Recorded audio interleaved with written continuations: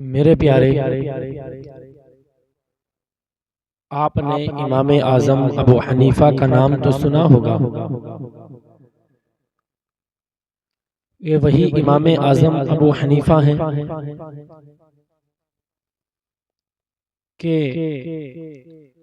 جس کے مسلک پر آج ہم پیروی کرتے ہیں، جن کے مسلوں کو ہم فوکس کرتے ہیں، وہ کسی اور کا مسلک نہیں ہے بلکہ یہی امام اعظم ابو حنیفہ کا مسلک ہے۔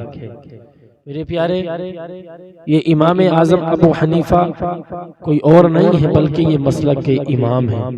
ان کو مسلک کا امام بھی کہا جاتا ہے۔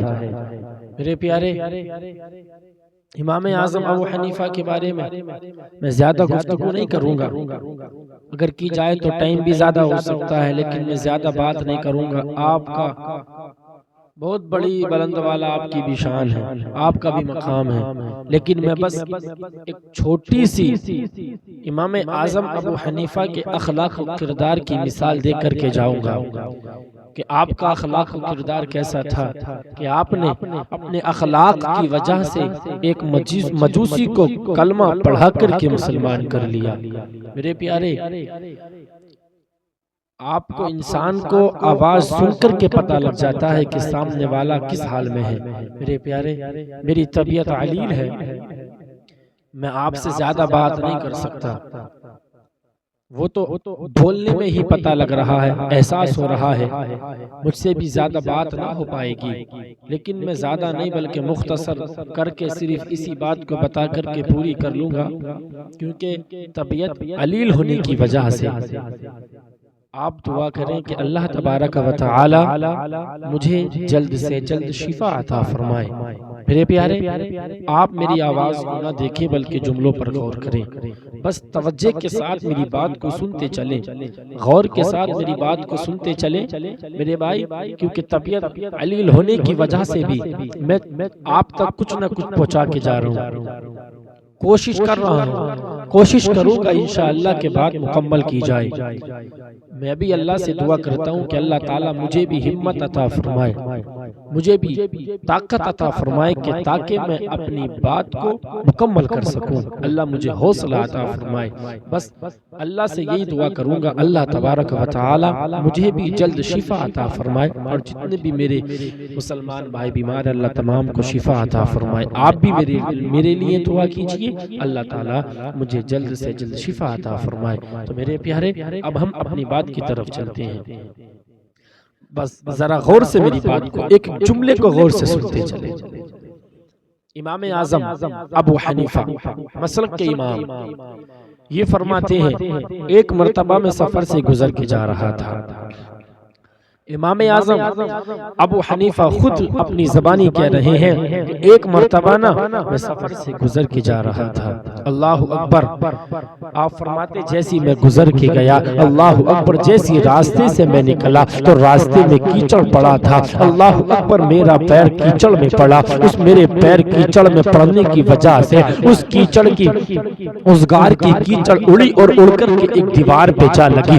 اللہ اکبر، امام اعظم ابو حنیفہ فرماتے ہیں ایسی میں نے کیچڑ کو دیکھا، اللہ اکبر، آپ فرماتے میں بڑا پریشان ہو گیا، یار اس کو کیا کیا جائے، اس کو کس طرح سے دور کیا جائے۔ اللہ اکبر، امام اعظم ابو حنیفہ فرماتے ہیں جیسی میں قریب گیا اور جانے کے بعد میں نے سوچا کہ اس کیچڑ کو اس دیوار سے دور کر دو۔ اللہ اکبر، امام اعظم ابو حنیفہ فرماتے ہیں میرے دل میں خیال آیا اگر میں نے اس کو دور کیا تو ہو سکتا ہے اس دیوار کی مٹی زمین پہ گر جائے، اس دیوار سے ہٹ کر کے زمین پہ مٹی گر جائے۔ اللہ اکبر، امام اعظم ابو حنیفہ نے یہ سوچ کر کے صاف نہ کیا، پھر دل میں خیال آیا اگر صاف نہ کیا تو یہ دیوار گندی رہ جائے گی۔ اللہ اکبر، او میرے پیارے، اب ذرا غور سے سنتے چلے، امام اعظم ابو حنیفہ کا اخلاق و کردار کیسا تھا، کیسی شان تھی میرے امام اعظم ابو حنیفہ کی۔ اللہ اکبر، آپ فرماتے ہیں میں اسی کشمکش میں تھا، میں بڑا پریشان تھا، یار اب کیا کیا جائے۔ اللہ اکبر، آپ فرماتے فرماتے ہیں مکان مالک کو بلایا گیا, صاحب خانہ کو جیسی بلایا گیا, اللہ اکبر, تو وہ کوئی اور نہیں تھا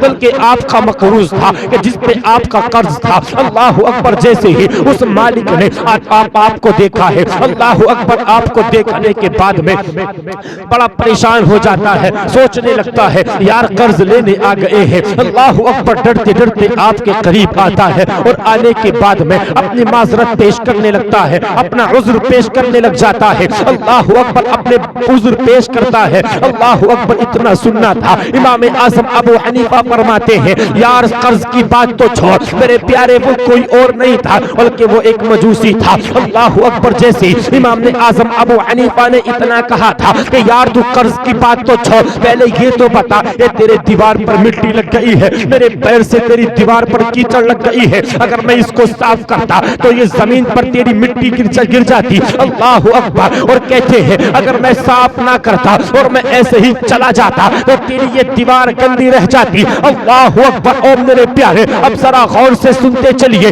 امام اعظم ابو حنیفہ کا اخلاق و کردار کیسا تھا, کیسی شانتی میرے امام اعظم ابو حنیفہ کی. اللہ اکبر, جیسے اتنا کہا تھا اتنا اس مجوسی نے سنا ہے. اللہ اکبر, اور سننے کے بعد میں کہتا ہے اے حضرت جی یہ دیوار بعد میں صاف کرنا ہے, اس دیوار کو بعد میں صاف کرنا, پہلے مجھے کلمہ پڑھا کر کے میرے دل کو صاف کر دیجئے. اللہ اکبر, اور میرے پیارے وہ مجوسی کلمہ پڑھتے جا رہا ہے اور یہ کہتا جا رہا ہے لا الہ الا اللہ محمد الرسول اللہ. اور میرے پیارے وہ مجوسی کلمہ پڑھتے جا رہا ہے اور یہ کہتا جا رہا ہے کہ جب ان کے گدا بھر دیتے ہیں شاہان زمانہ کی جھولی, جب محتاج کا یہ عالم ہے تو مختار کا عالم کیا ہوگا. جب محتاج کا یہ عالم ہے تو مختار کا عالم کیا ہوگا. میرے پیارے یہ امام اعظم ابو حنیفہ کی شان ہے. امام اعظم ابو حنیفہ کی اخلاق و کردار کی ایک مثال ہے. میرے پیارے آپ کے اخلاق کی وجہ سے ایک مجوسی کلمہ پڑھ کر کے مسلمان ہو گئے. میرے بھائی جس طرح سے علم و فضل اور فقہ میں آپ سب سے نرالے تھے, آپ کے مثل کوئی نہیں تھا. میرے پیارے اسی طرح سے آپ اخلاق و کردار میں بھی بڑے بلند والا تھے. میرے پیارے یہ ایک چھوٹی سی جو مثال میں نے امام اعظم ابو حنیفہ کے اخلاق و کردار کی جو ایک مثال بتائی ہے, میرے پیارے اگر انسان اس پر عمل پیرا ہو جائے, اس پر عمل کر لے, تو میں دعوے کے ساتھ کہہ کر کے جاتا ہوں میرے بھائی انسان اپنے اخلاق کو اگر درست کر لے, عالم اسلام میں اخلاق کو اگر انسان درست کر لے اور اس پر عمل کر لے, تو میں آپ سے کہہ کے جاتا ہوں عالم اسلام میں ہر شخص اپنی اپنی ایک مثال بن کر کے کھڑا ہو جائے گا, اپنی اپنی اخلاق کی ایک مثال بنا سکتا ہے. میرے پیارے یہ اخلاق بڑی عظیم دولت, یہ اخلاق بڑی عظیم دولت ہے. میرے پیارے معلوم ہے انسان کا اخلاق اچھا ہوتا ہے. تم نے دیکھا نہیں ہے انسان کا اگر اخلاق اچھا ہے, میرے پیارے یہی اخلاق ہے کہ انسان اسی اخلاق کی وجہ سے دشمن کو اپنا بنا لیتا ہے اور اسی اخلاق کی وجہ سے اپنے کو دشمن بنا دیتا ہے.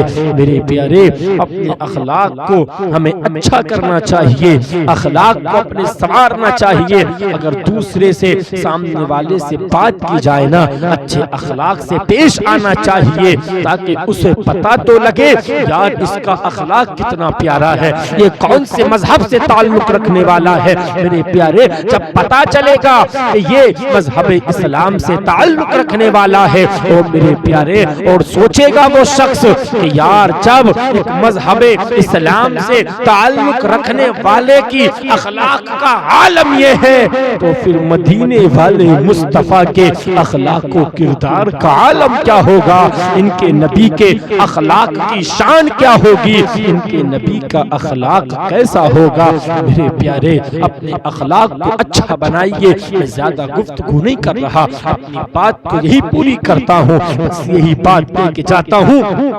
آج دیکھنا نہ ملتا ہے، آج دیکھا نہیں جاتا ہے، انسان اپنوں کو دشمن کر لیتا ہے، وہ کوئی اور وجہ نہیں ہے، یہ صرف اخلاق کی وجہ ہے۔ میرے پیارے بس آج میں تم سے یہی کہہ کر کے جاؤں گا، میرے بھائی اپنے اخلاق کو اچھا بنائیے، اپنے کردار کو سنبھالیے۔